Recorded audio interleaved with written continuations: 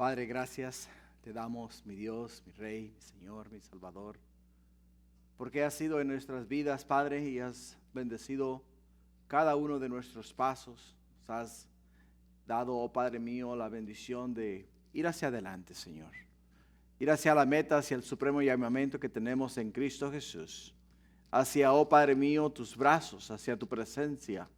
Hacia, oh Padre mío, conocerte más y llegar a tener esa intimidad profunda contigo, Padre. Te damos gracias por ello, Señor. Igual también te pedimos, Padre mío, que ahora que vamos a estudiar tu palabra, que sea tu Espíritu, mi Dios, el que en ella y a través de ella, oh Padre Celestial, nos hables al corazón, Padre. Queremos aprender de ti y aprender, mi Dios, lo que es tu voluntad, caminar en tus pasos y hacer lo que es de tu agrado, Señor. Gracias te damos. Ahora, oh Padre Santo, bendícenos y háblanos en este estudio que vamos a tener en el libro de Primera de Samuel, capítulo 1, donde tu Santo Espíritu, mi Dios, nos va a mostrar cosas grandes, bellas y maravillosas. Gracias, Padre, te damos en el precioso nombre de Cristo Jesús. Amén y amén. Amén. Gloria a Dios. Bueno, estamos dando hoy este día la introducción de Primera de Samuel capítulo 1, igual vamos a tratar de cubrir de los versículos 1 al 28, así es de que abróchense los cinturones porque vamos a despegar, ¿no? Ya después de terminar nuestros estudios en el libro de Josué, después el libro de Jueces, el libro de Ruth, y ahora entramos en el libro de Primera de Samuel. Así es de que esto va a ser lo que es la introducción y también la oración contestada es el tema del mensaje. Introducción y la oración contestada. Igual, como ya dije hace un momento, va a ser Primera de Samuel, capítulo 1, de los versículos 1 al 28. En el capítulo 1, versículo 1, nos habla de la familia de Samuel. Y la historia comienza cerca del año 1100 antes de Cristo, cuando nace Samuel. Era el periodo de los jueces y los amonitas acosaban desde el oriente, y lo podemos ver en Jueces capítulo 10, versículos 7 al 8, y los filisteos desde el occidente, igual también lo podemos mirar en el libro de Jueces capítulo 13, versículo 1, pero Dios levantó de manera sobrenatural a dos hombres para vencer a estos fuertes enemigos del pueblo de Israel. Nacieron cerca el uno del otro bajo circunstancias similares. Sansón y Samuel son contemporáneos. Sansón fue el primero y Samuel fue el otro. Los dos vivían bajo el voto nazareno, quiere decir que fueron elegidos para la obra de Dios antes del nacimiento, antes de su nacimiento. O sea, el ángel de Jehová se apareció a la mamá de Sansón y de una manera sobrenatural le habló acerca de la venida del nacimiento de Sansón. De igual forma, cuando Ana, como lo vamos a ver en unos momentos, estaba ella angustiada y pidiendo a Dios que le diese un hijo, también de una manera sobrenatural y de una manera gloriosa y maravillosa podemos ver el nacimiento de Samuel. Así es de que Sansón fue el primero y Samuel fue el otro. Los dos, como te dije hace un momento, vivían bajo el voto nazareno y lo podemos ver en el libro de Números capítulo 6, donde aprendemos acerca de ese voto. Y forman, juntamente con Juan el Bautista, un poderoso trío de hombres levantados milagrosamente cuando humanamente hablando no existía ninguna posibilidad de que sus padres tuvieran hijos. O sea, es un milagro. Estos tres hombres eran un milagro de Dios. Y ahí es donde Dios es glorificado. Dios no es glorificado en el valiente, Dios no es glorificado en el fuerte, Dios no es glorificado en el hombre que tiene potencial para hacer muchas cosas. Dios es glorificado en lo imposible. Y aquí es lo que podemos mirar en estos tres hombres. Lo imposible. Imposible para los padres de Juan el Bautista tener hijos, porque la esposa o el papá de Juan el Bautista y su esposa Elizabeth era ella estéril. Y Zacarías pues quería un hijo, ¿no? Pero no se le había concedido. De igual manera podemos ver que Elcana y también Ana también estaban en las mismas condiciones. Y los papás de Sansón de la misma forma. Así es de que el tiempo era de transición, tanto político como espiritualmente, cuando nace Sansón y cuando nace Samuel. La teocracia, que quiere decir gobierno que se consideraba ejercido directamente por Dios de los tiempos de Moisés y Josué, había sido reemplazado por los conflictos narrados en Jueces.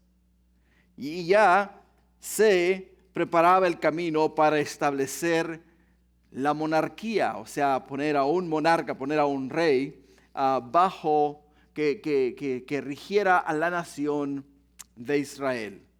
La historia espiritual de estos siglos se nos cuenta a nosotros en el libro de Salmos, en el libro de Salmos 78, versículo 65 en adelante, donde la palabra de Dios dice: entonces despertó el Señor como quien duerme, como un valiente que grita excitado del vino. Hirió a sus enemigos por detrás, les dio perpetua afrenta, desechó la tienda de José y no escogió la tribu de Efraín, sino que escogió la tribu de Judá, el monte de Sión, el cual amó. Edificó su santuario a manera de eminencia, como la tierra que cimentó para siempre. Eligió a David su siervo y lo tomó de las majadas de las ovejas, de detrás de la partida lo trajo para que apacentase a Jacob su pueblo y a Israel su heredad. Y los apacentó conforme a la integridad de su corazón, los pastoreó con la pericia de sus manos. Dios preparaba la elección de un hombre según su corazón, a fin de que fuese tipo y precursor de el rey mesiánico. Al mismo tiempo el antiguo y menos defendido orden de videntes iba dejando a su paso un orden no ordinario, en el cual y a través del cual regularmente Dios hablaba a través de profetas, a través de hombres que tenían una conexión directa con Dios, y Dios les revelaba a ellos el futuro, y a través de esa revelación el profeta hacía entender a la nación las cosas que Dios quería y deseaba para su pueblo. Dios deseaba ser rey de Israel. Dios amaba a Israel y quería siempre estar al frente de Israel.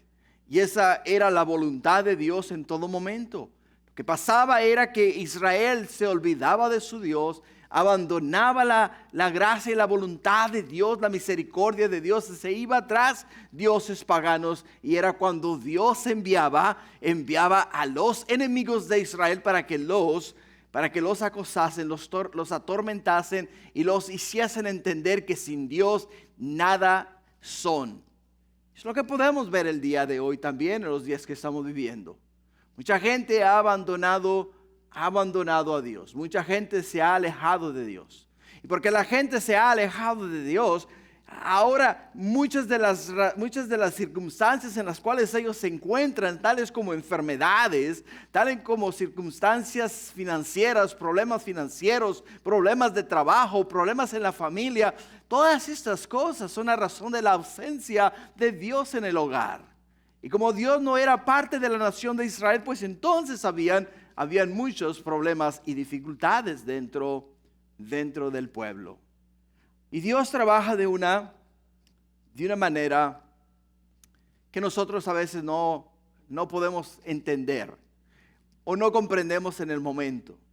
Pero después de que pasan los años, vemos a Dios obrar y decimos, wow, qué sabio, qué maravilloso y qué glorioso es nuestro Dios. Y ahí es donde llegamos a entender la voluntad de Dios, el plan de Dios y lo que Dios había orquestado o programado o había hecho para bendecir a su pueblo. Por ello es que nos habla de un hombre que se llama Elcana, que era levita, y como se sabe, los levitas tenían territorio propio, no tenían territorio propio, sino que vivían entre las tribus de Israel. O sea, ellos no tenían su propia tribu, sino que ellos vivían entre todas las tribus. Y entre todas las tribus, su trabajo de ellos era ministrar a la nación de Israel la palabra de Dios. Y Elcana era de la descendencia de los levitas. Su antepasado, Suf, había venido a habitar a este lugar unas cuatro generaciones antes. Si lo quieres corroborar, lo puedes encontrar en el libro de Primera de Crónicas, capítulo 6, versículo 33 al 35. Ellos eran de Coat, división de Leví, que en el desierto llevaban el arca del pacto. O sea que Elcana tenía una responsabilidad muy superior a los demás levitas dentro de la tribu de Leví, porque era uno de los que habían sido elegidos por Dios para llevar las cosas santas, para llevar el propiciatorio, para llevar el arca del pacto, para llevar todo lo que son las cosas sagradas. Ellos eran los responsables de transportar todos esos utensilios hasta el nuevo lugar donde Dios les dijese a ellos que se estableciesen. Eso igual lo puedes corroborar en el libro de Números, capítulo 3, de los versículos 30 al 31. Josué y el pueblo de Israel habían establecido el tabernáculo en Silo. También lo puedes mirar en Josué capítulo 18, versículo 1, cerca de 300 años antes de que naciese Samuel. El tabernáculo fue trasladado a Nob en el tiempo del rey Saúl, y lo podemos también corroborar en Primera de Samuel capítulo 21, versículo 1. Y Silo declinó. Lo que quiere decir es que donde el arca se encontraba, la movieron de Silo a esta nueva localidad donde ahora el rey Saúl, después más adelante en Primera de Samuel capítulo 21, hace que el arca sea movida de Silo al área de Nob o al lugar de Nob. Ahí es donde vemos la mano de Dios obrar de una manera prodigiosa, milagrosa, y cómo va acomodando todas las cosas para luego traer un Salvador, o sea, un hombre de Dios, un hombre que nuevamente regresara a la nación de Israel, a seguir a Dios, a buscar a Dios, a encontrarse con Dios y a tener ese tiempo único y personal con Dios. Jeremías lo señala como ejemplo del juicio de Dios en Jeremías capítulo 7 versículo 12, y lo usa para profetizar la destrucción del templo en la ciudad de Jerusalén en Jeremías capítulo 26 versículo 6. La palabra Silo quiere decir lugar de descanso,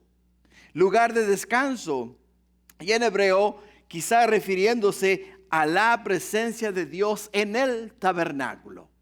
Cuando nosotros venimos a la casa de Dios y entramos por las puertas de la casa de Dios y encontramos el lugar donde nos vamos a sentar a escuchar la palabra de Dios, es un lugar donde donde literalmente descansamos de nuestras cargas, de nuestros problemas, de nuestras dificultades y nos vaciamos completamente de todas nuestras preocupaciones.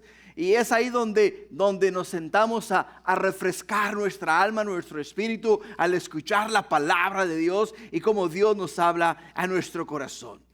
Pues eso es lo que hacía el pueblo de Israel cuando venían a la ciudad de Silo, cuando venían a Silo. Llegaban a Silo, llegaban al tabernáculo, llegaban buscando la presencia de Dios.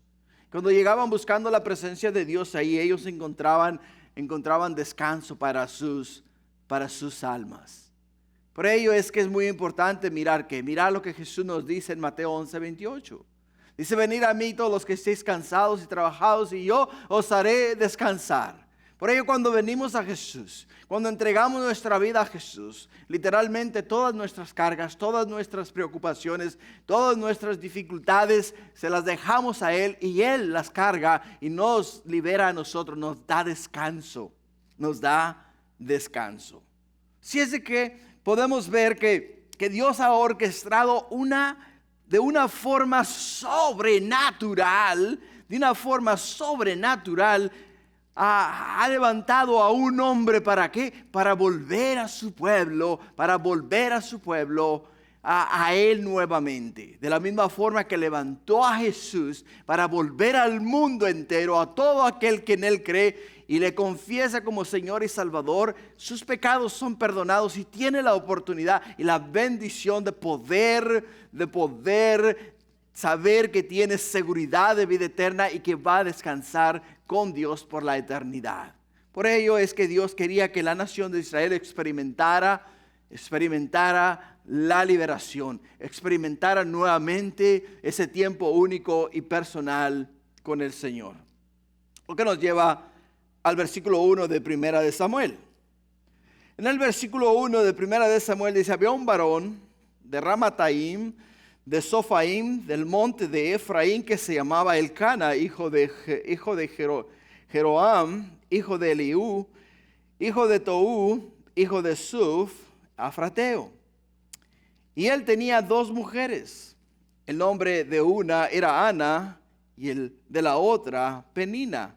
Y Penina tenía hijos, mas Ana no los tenía. O sea, podemos mirar aquí cómo comienza, cómo se desarrolla la historia, ¿no?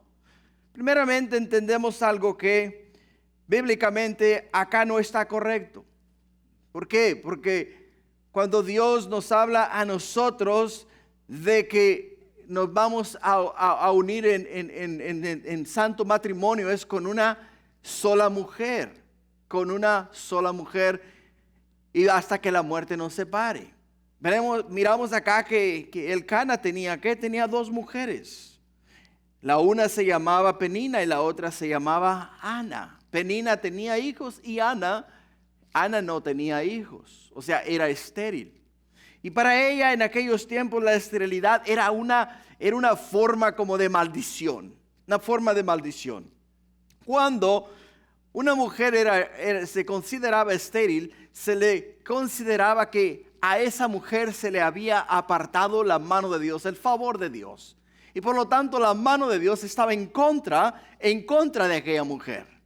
Y ahí era donde se le permitía al marido nuevamente casarse con otra mujer para que esa otra mujer le diese hijos y pudiese tener descendencia. Tanto fue el afán de Ana de tener hijos, de tener un hijo varón, que ella literalmente deseaba que de una forma u otra Elcana se llegara a ella y que una vez que él se llegase a ella, ella concibiese y automáticamente como una máquina comenzase a reproducir, comenzase a tener hijos. Pero así no es como trabaja Dios. Dios trabaja de una manera muy, muy distinta. Así es de que, hermanos, veamos acá esto desde una perspectiva divina, desde la perspectiva de Dios. Porque si lo vamos a mirar con los ojos del hombre, nos vamos a dar cuenta que cuando nosotros hablamos acerca de lo que queremos, lo que deseamos y lo que supuestamente se nos debe de dar, estamos actuando de una manera inmadura, de una forma que desagrada a Dios. Y eso es lo que esta mujer, Ana, estaba pidiendo, ¿no? Pero igual, en el versículo 3, nos dice que todos los años aquel varón subía a su ciudad para adorar y para ofrecer sacrificios a Jehová de los ejércitos en Silo, donde estaban dos hijos de Elí, Ofni y Finés, sacerdotes de Jehová. O sea, estos dos hombres, estos dos hijos de Elí, se hacen mención de ellos acá en esta porción de la Escritura para más adelante ver cómo Dios desarrolla el plan redentor y cómo Dios limpia su casa. Por ello es que tenemos mención de ellos. También tenemos mención de acá de Elí, que es el papá de ambos, que es el sacerdote. Ahora, el tabernáculo de reunión estaba ubicado en esos días en Silo, a unos 50 kilómetros al noroeste de Ramataim, de Sofim. O si aceptamos la ubicación estaba a 8 kilómetros, a 18 kilómetros de Ramá, de donde estaba la tribu de Benjamín. Y si vemos la ubicación con recta o de la forma en la cual lo describe la palabra de Dios, podemos ver que al lado norte está Ramá de Galaad, al noroeste está Silo. Entonces, este hombre tenía que viajar 50 kilómetros con su familia para llegar a donde estaba el tabernáculo y hacer lo que se le requería en la ley de Moisés que hiciese: comparecer a la presencia de Dios, a celebrar 3 fiestas que se celebraban en la ciudad de Israel: la fiesta de los tabernáculos, la fiesta de Pentecostés y la fiesta de la Pascua. O sea, la Pascua, Pentecostés y tabernáculos. Tres fiestas a las cuales ellos tenían que subir a celebrar todos los años. Como vivía en alrededor, cerca del tabernáculo, se le era requerido, era obligado para él subir a este lugar. Ahora, algo muy importante, hermanos, para nosotros, es el hecho de que cuando hablamos nosotros del tabernáculo, estamos hablando nosotros de el lugar desde donde Dios hablaba a la nación de Israel. Era de donde todo el pueblo venía y traía sus sacrificios, los daba al sacerdote, el sacerdote los ofrecía a Dios y Dios cubría el pecado de todos aquellos hombres.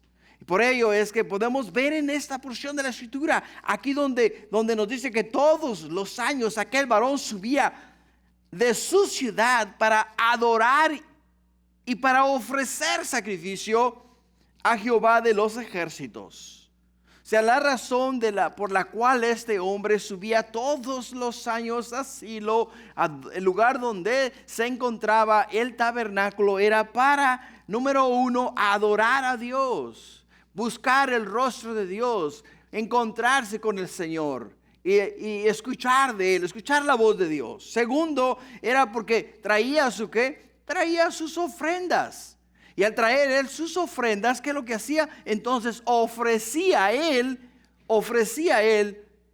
su ofrenda por su pecado, por el pecado de sus esposas, por el pecado de sus hijos y por el pecado del pueblo al cual él tenía que ministrar como un ministro de Dios en la región de Efraín. Podemos ver la mano de Dios trabajando de una manera gloriosa. ¿Por qué? porque este hombre viene buscando a Dios.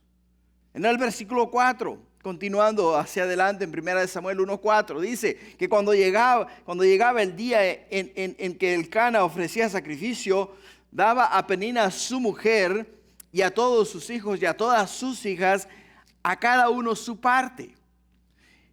Pero a Ana daba una parte escogida dice, porque amaba a Ana, aunque Jehová no le había concedido tener hijos.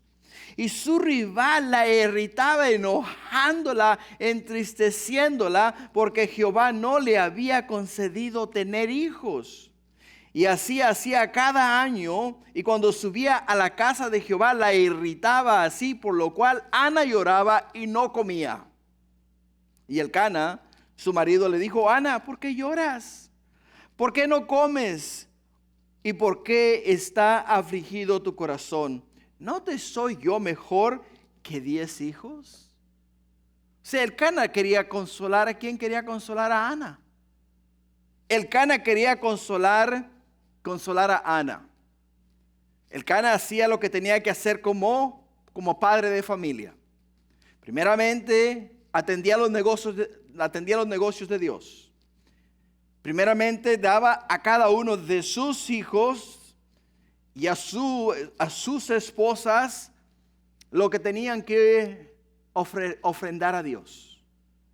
Los equipaba, les daba a ellos lo que le tenían que traer a Dios. Y una vez que cada uno de ellos recibía,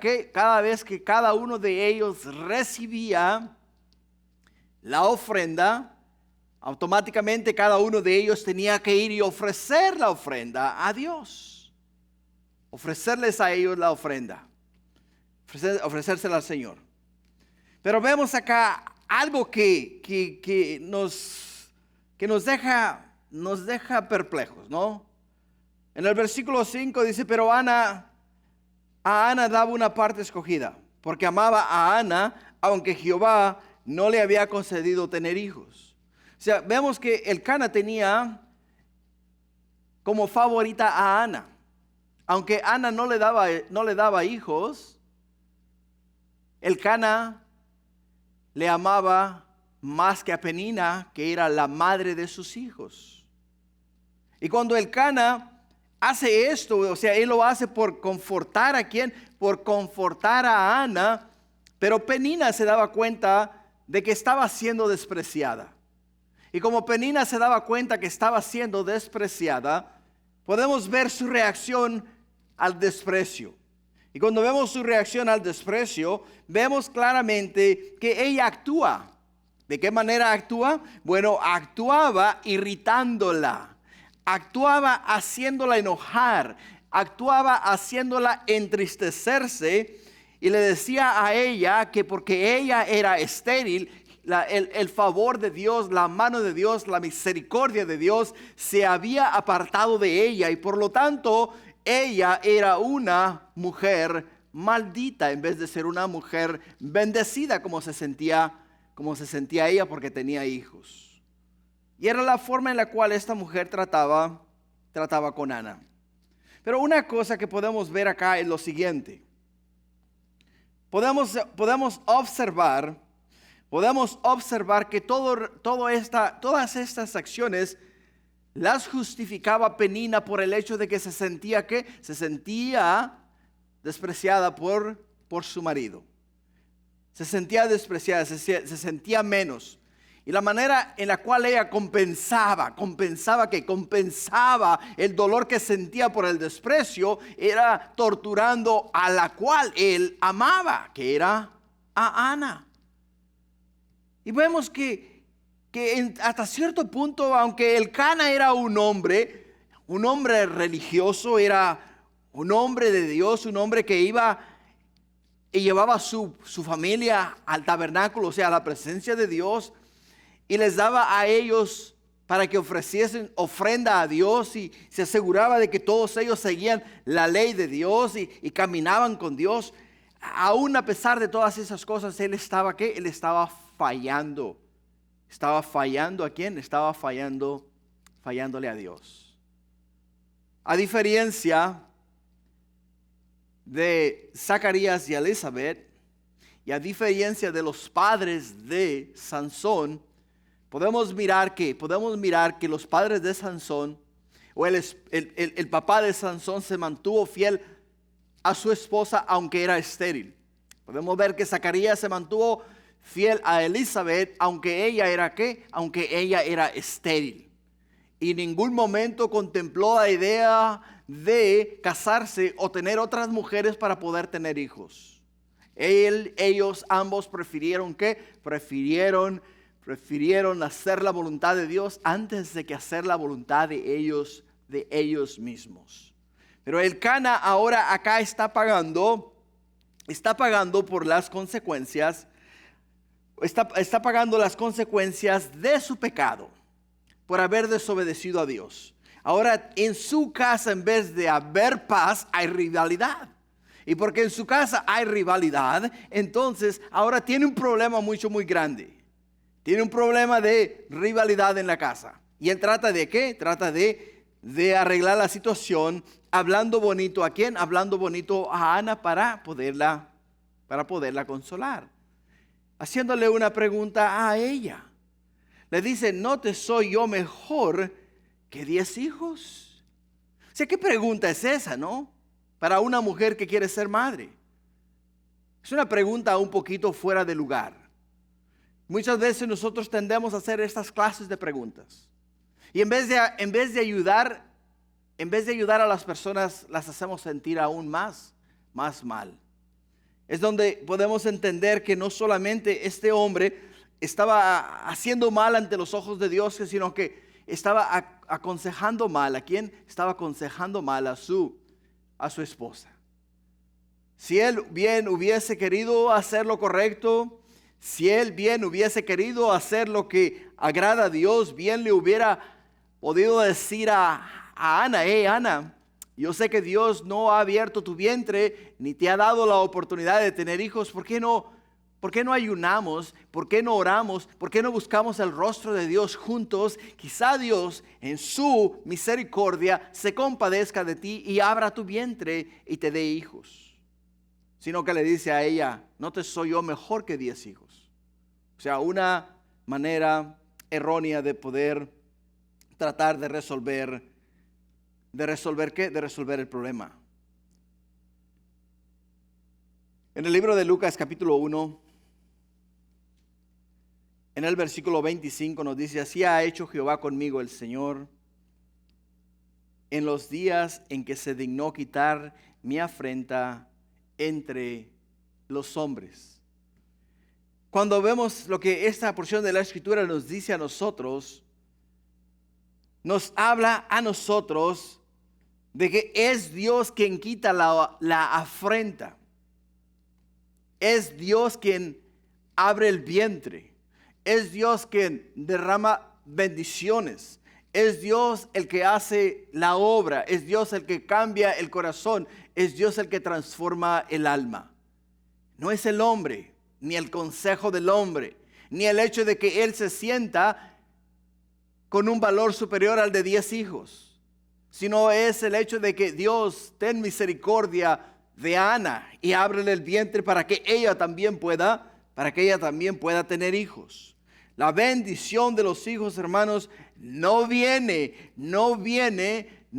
porque seamos fértiles, viene porque Dios nos ha dado la bendición y el privilegio de tenerlos. Son regalos que Dios nos da a nosotros. Y es como lo tenemos que mirar. Si Ana quería un regalo, deseaba tener un hijo, entonces tenía que venir a buscar a Dios. En el versículo 9, escucha bien lo que dice la Escritura. Y se levantó Ana después que hubo comido y bebido en Silo. Y mientras el sacerdote Elí estaba sentado en una silla junto a un pilar del templo de Jehová, ella con amargura de alma, que dice, oró a Jehová y lloró abundantemente e hizo voto diciendo, Jehová de los ejércitos, si te dignares mirar a la aflicción de tu sierva y te acordares de mí y no te olvidares de tu sierva, sino que dieres a tu sierva un hijo varón, yo lo dedicaré a Jehová todos los días de su vida y no pasará navaja sobre su cabeza. O sea, Ana, finalmente, ya que su marido no le guió a ella en oración, ya que su marido se puso en lugar se puso en el lugar que no le pertenecía, sino que le dijo a ella: hey, mírame a mí, yo puedo ser de más valor y valgo más que 10 hijos que puedas tener. Si me tienes a mí, lo tienes todo. Y dijo Ana: no es verdad. Yo necesito ir a Dios. Yo necesito buscar a Dios. Yo necesito vaciar mi corazón delante de Dios. Yo necesito abrir mi corazón a Él para que Él, que conoce todas las cosas, pueda ver dentro de mí y pueda entender y pueda ver en mi corazón mi necesidad. Y eso es exactamente lo que ella hace. Su oración es un ejemplo de todos los que quieren hacer una oración eficaz. De todo aquel que quiere ganar el favor de Dios, la oración de Ana es un ejemplo para nosotros seguir. Es un ejemplo, es una verdadera joya. Cuando tú quieres hablar con Dios y no sabes cómo hablar con Dios, aquí puedes leer acerca de las palabras que Ana expresó a Dios y le revela su corazón a Dios y le dice acá en esta porción de la escritura, a Dios le dice de esta manera, dice que lloró abundantemente e hizo voto diciendo, escucha las palabras de Ana, dice Jehová de los ejércitos, reconociendo que Dios es todo poder en los cielos y en toda la tierra. Dice: si te dignares a mirar la aflicción de tu sierva. En otras palabras le dice: Señor, yo sé que estás en los cielos, yo sé que formaste la tierra y tu trono está en las estrellas, está en los cielos. Oh Señor, si tú tan solo desde tu trono te dignares a mirar hacia abajo, mirar hacia la tierra y mirar mi corazón, mirar mi aflicción, y te acordares de mí, me tomases en cuenta, le dice ahí, me tomases en cuenta y no te olvidares de tu sierva, sino que dieres a tu sierva un hijo varón, yo lo dedicaré a ti, Señor, para que te sirva todos los días de tu vida, todos los días de tu vida. Ana quería un hijo, pero no quería un hijo para tener un hijo. Ana quería un hijo para que fuera un hijo que sirviese a Dios, que caminase con Dios, que viviese para Dios, que hiciese la voluntad de Dios y que glorificase a Dios en todos momentos y en toda hora. Y eso es lo que ella deseaba con todo su corazón. Y vemos acá que en ayuno y oración y lágrimas derrama su corazón delante de Dios. En la Biblia solo encontramos a otros 2 hombres que fueron nazareos, como ya lo mencioné hace un momento, Sansón y Juan el Bautista. Lo increíble de todo es el hecho de que las madres de los 3 eran madres estériles. Sansón nació para librar a Israel de sus enemigos. Samuel nació para limpiar el sacerdocio en Israel. Y Juan el Bautista para anunciar la venida del Salvador. Ambos con misiones especiales, con misiones específicas. Algo que Dios les había asignado a ellos para que glorificasen a Dios. Todos, hermanos, nacemos con propósito. Yo no nací a este mundo, ni Dios me envió a esta tierra a ocupar una silla, o a sentarme o a calentar una silla. Ni mucho menos me mandó a este mundo a acumular tesoros. Ni me mandó a este mundo a adquirir fama. Ni mucho menos me mandó a este mundo para que conquistase al mundo. Me mandó con una misión especial. Y la misión que Dios nos ha dado a todos y a cada uno de nosotros, es que le conozcamos y que le demos a conocer al mundo que Dios es Rey de Reyes y Señor de señores, y que Él es con nosotros, y por nosotros, y para con nosotros. En el versículo 12 de 1 Samuel 1, nos dice la Escritura: mientras ella oraba largamente delante de Jehová, Elí estaba observando la boca de ella. Pero Ana hablaba en su corazón y solamente se movían sus labios, y su voz no se oía. Y Elí la tuvo por ebria. Entonces le dijo Elí: ¿hasta cuándo estarás ebria? Digiere tu vino. Y Ana le respondió diciendo: no, Señor mío, yo soy una mujer atribulada de espíritu. No he bebido vino ni sidra, sino que he derramado mi alma delante de Jehová. No tengas a tu sierva por una mujer impía, porque por la magnitud de mis congojas y de mi aflicción he hablado hasta ahora. Elí respondió y dijo: ve en paz, y el Dios de Israel otorgue la petición que le has hecho. Y ella dijo: halle tu sierva gracia delante de tus ojos. Y se fue la mujer por su camino y comió, y no estuvo más triste. No estuvo más triste.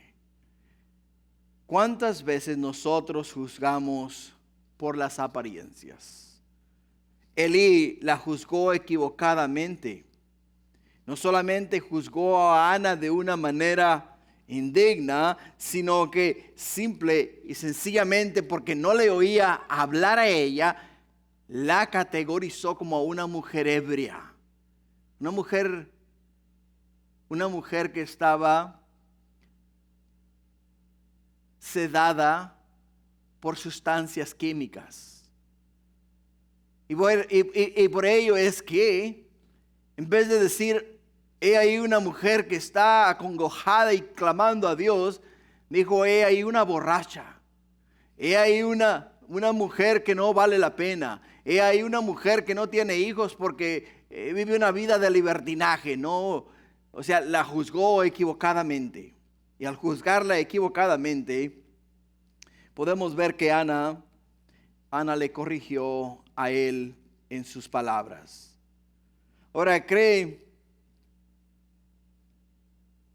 hay algo acá que es muy importante para nosotros, porque Elí, como enviado de Dios o como ministro de Dios, al oír las palabras de Ana, entendió que se equivocó. Se equivocó. Cuando escucha las palabras que Ana le expresa a él, y miró que lo que emanaba del corazón de Ana era una oración donde ella vaciaba su corazón completo. Y mientras esta mujer vaciaba su corazón y clamaba a Dios y pedía a Dios, Ana creía en fe que Dios le iba a contestar. Y por eso cuando Elí escucha lo que ella estaba pidiendo a Dios, Elí le contesta de una manera muy favorable. Me encantan las palabras de Elí. Porque le dice a ella: ve en paz, el Dios de Israel te otorgue la petición que le has hecho. Y ella dijo: halle tu sierva gracia delante de tus ojos. Y se fue la mujer por su camino y comió, y no estuvo más triste. Él entendió que esta mujer estaba buscando a Dios. Y se puso de acuerdo con ella. Y le dijo: bueno, si tú buscas a Dios, yo le pido a Dios que conceda las peticiones de tu corazón. Que conceda las peticiones de tu corazón. Y Ana de igual forma contesta diciendo, oh, que tu oración sea escuchada por Dios. Que tu oración sea escuchada por Dios. Cuando ella le dice, halle tu sierva gracia delante de tus ojos. O sea, en otras palabras, que lo que tú me has dicho ahora, en estos momentos, que Dios lo haya escuchado. Y que Dios haya escuchado mi oración y que Dios conteste mi oración. Es mi petición. Por ello es que en Marcos, capítulo 11, versículo 20, Marcos 11, 20, nos dice la escritura y dice, y pasando por la mañana vieron que la higuera se había secado desde las raíces. Entonces Pedro, acercándose, le dijo, Maestro, mira, la higuera que maldijiste se ha secado. Respondiendo Jesús le dijo, ten fe en Dios. O sea, Jesús le dice a quién, a Pedro, ten fe en Dios. Porque de cierto os digo que cualquiera que dijere a este monte, quítate y échate en el mar, y no dudare en su corazón, sino que creyere que será hecho lo que dice, lo que diga, le será hecho. Por tanto os digo que todo lo que pidiereis orando, creed que lo recibiréis y os vendrá. Y cuando estéis orando, perdonad si tenéis algo en contra de alguno, porque también vuestro Padre que está en los cielos os perdona a vosotros vuestras ofensas, porque si vosotros no perdonáis, tampoco vuestro Padre que está en los cielos os perdonará vuestras ofensas.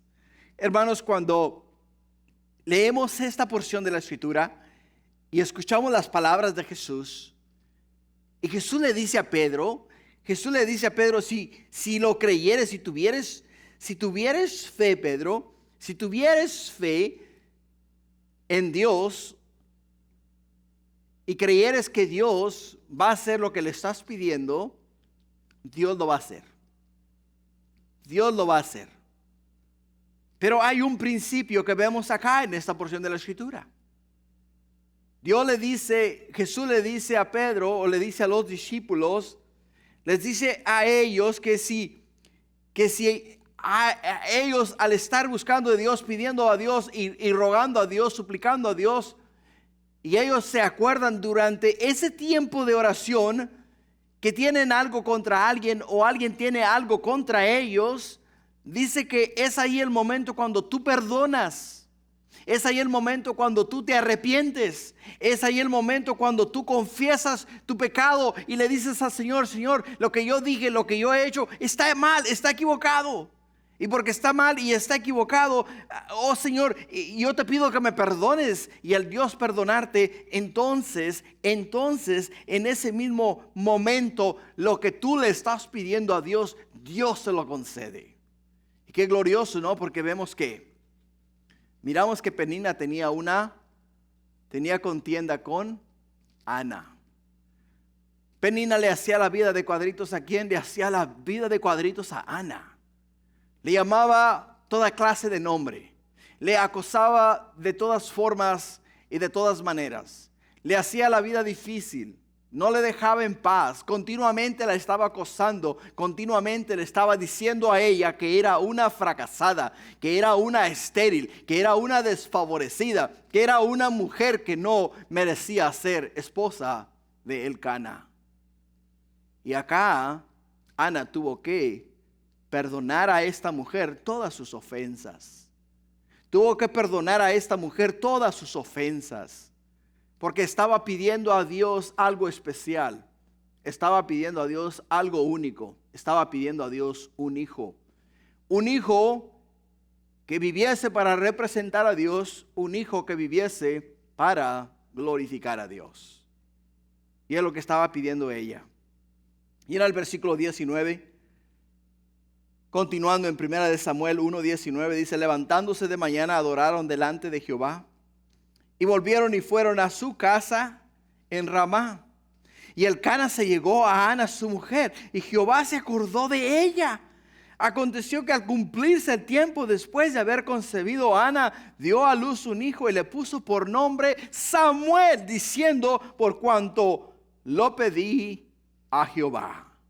Por cuanto lo pedí a Jehová.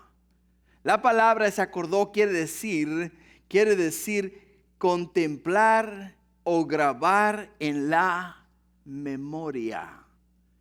En otras palabras, lo que podemos ver es lo siguiente: Dios contemplaba a Ana en su angustia.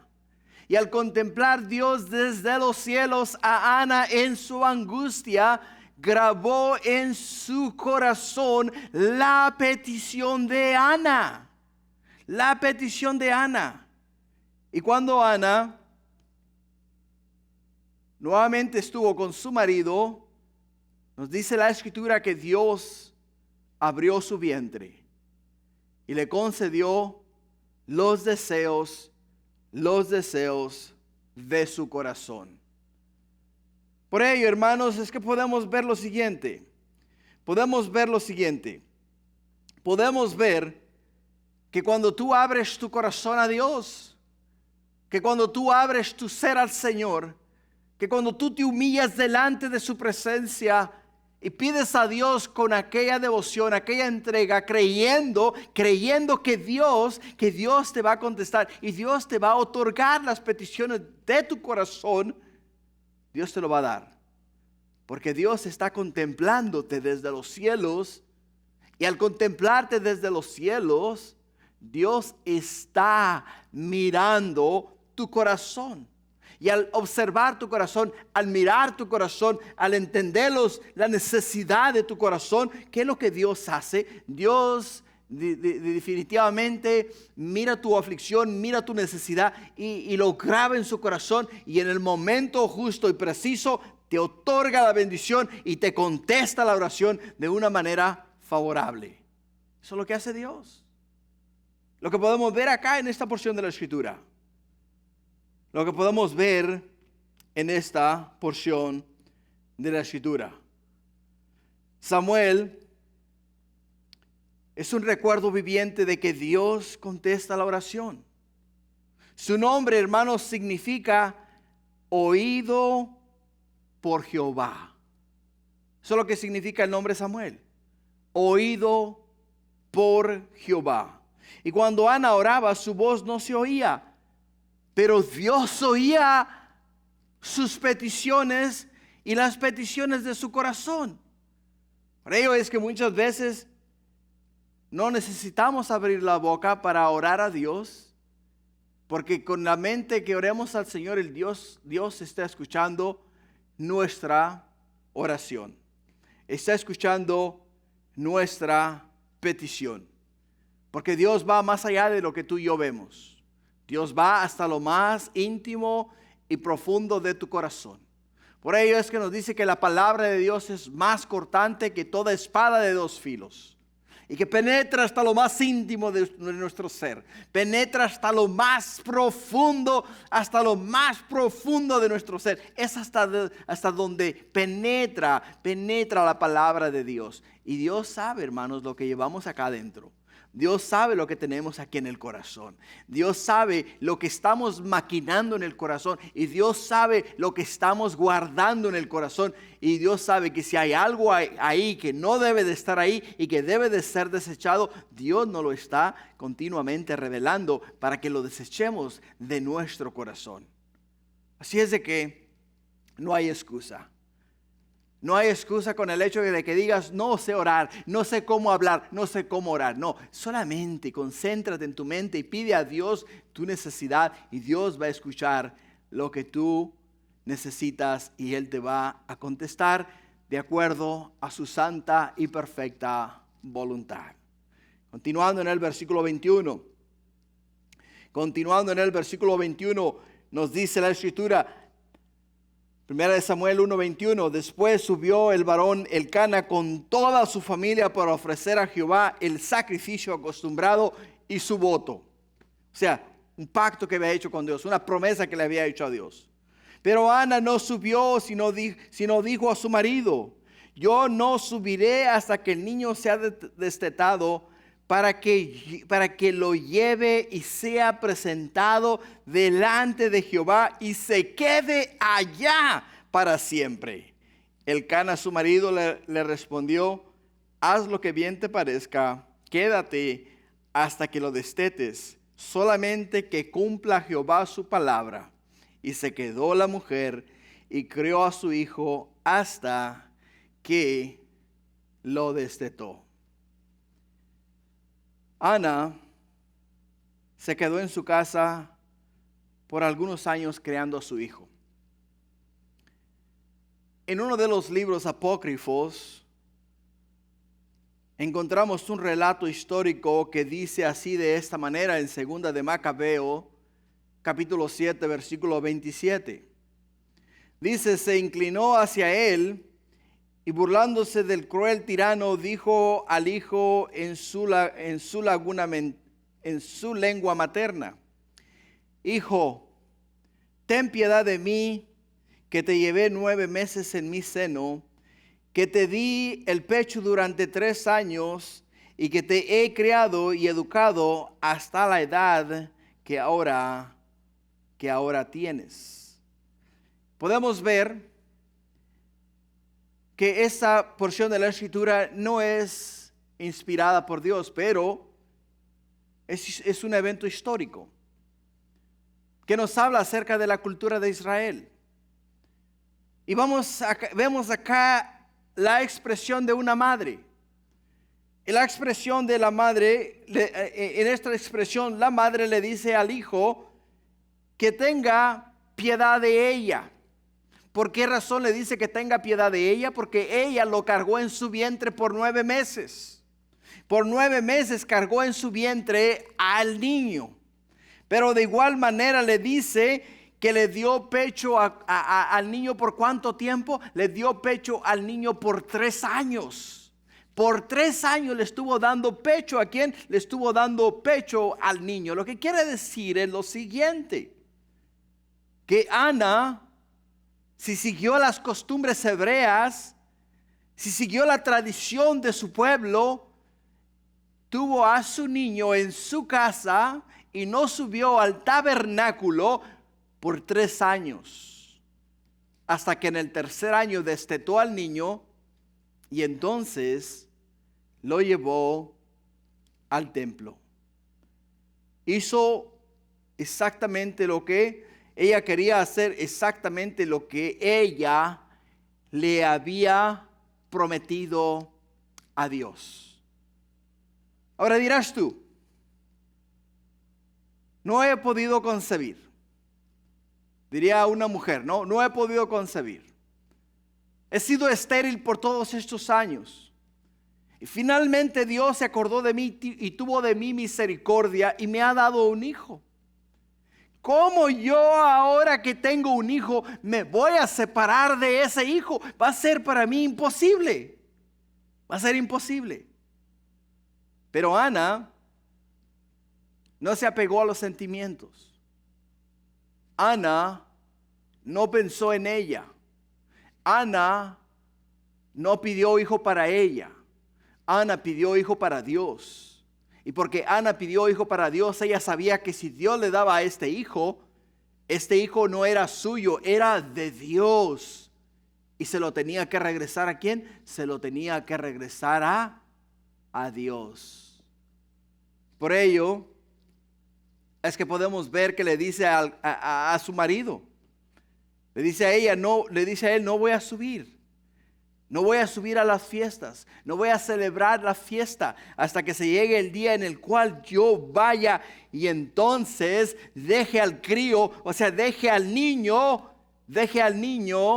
en la presencia de Jehová. Hasta entonces no voy a subir al tabernáculo. Me gusta mucho la respuesta del Elcana. Porque aunque parece heroica, pues para él no era tan difícil dejar a su hijo en el tabernáculo o al servicio de Dios. Pero igual le dice Elcana a su marido, a ella, le dice, haz lo que bien te parezca, quédate hasta que lo destetes, solamente que cumpla Jehová su palabra. Que cumpla Jehová su palabra. Oiga, esta palabra como que, ok, está bien, estoy de acuerdo en que te quedes en casa, estoy de acuerdo en que lo regreses a Dios, pero ¿dónde y con qué autoridad este hombre le dice a Dios que cumpla su promesa? Que cumpla lo que les prometió cumplirles.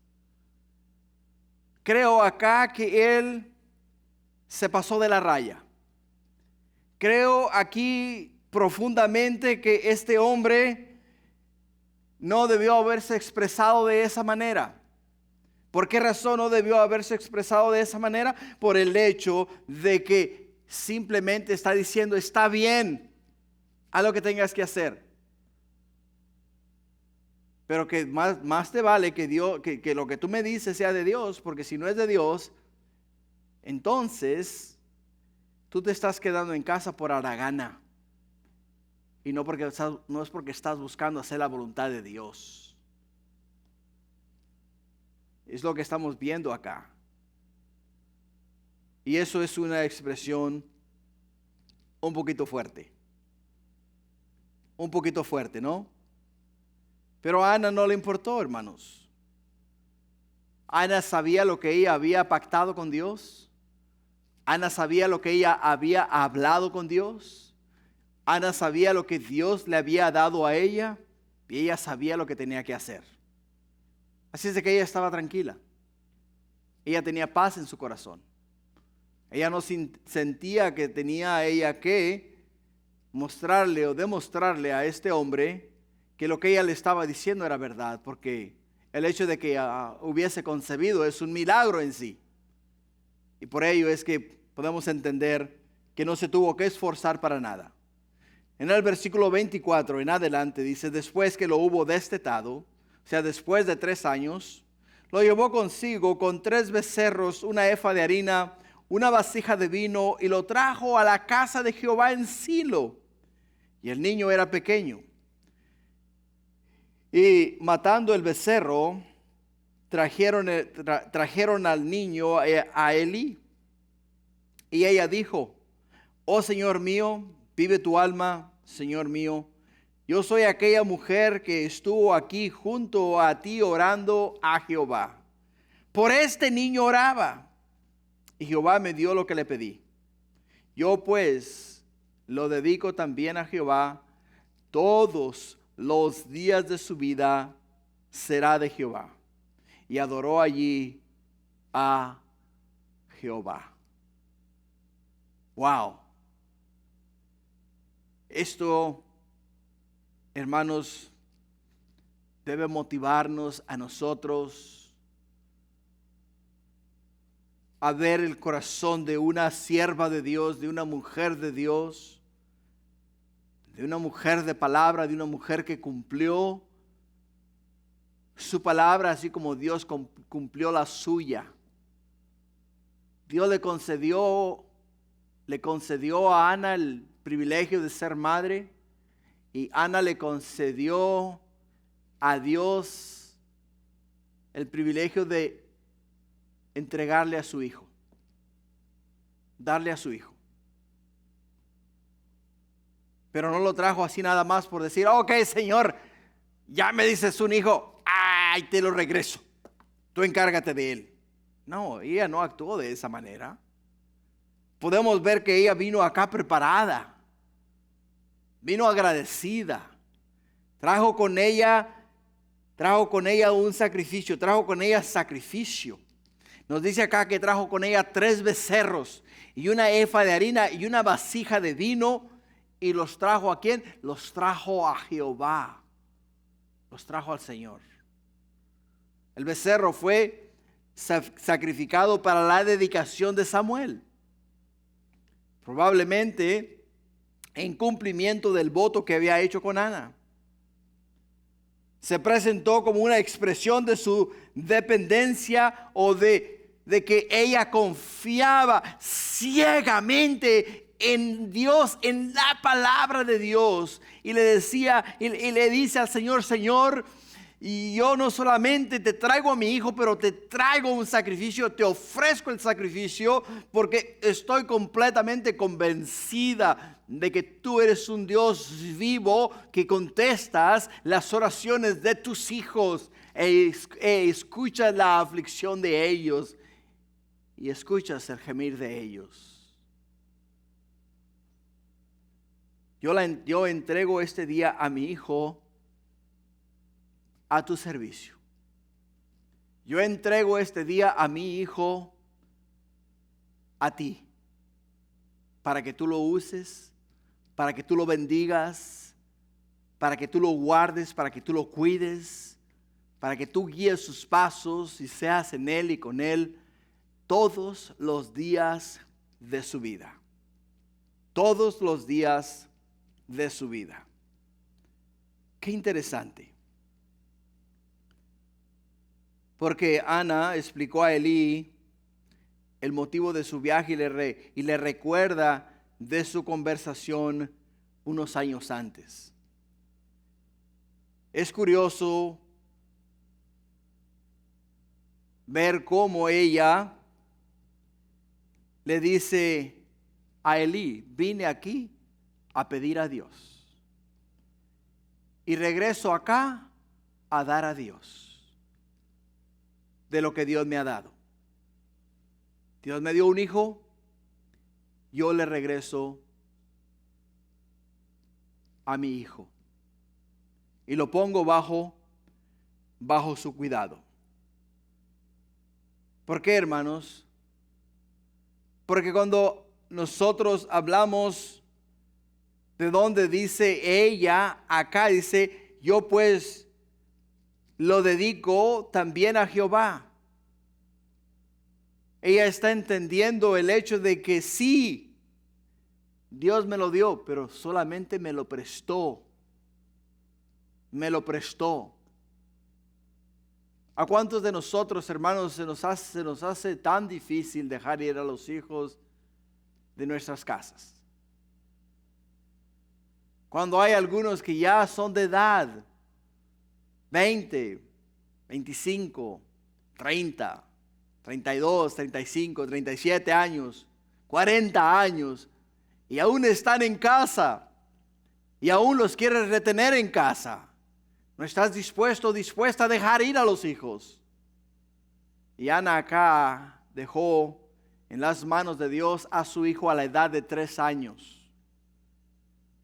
Se encargó de inculcar el camino de Dios, el corazón de Dios, la palabra de Dios en el corazón de Samuel desde el momento de su nacimiento hasta el momento que se lo dedicó y se lo entregó a Dios.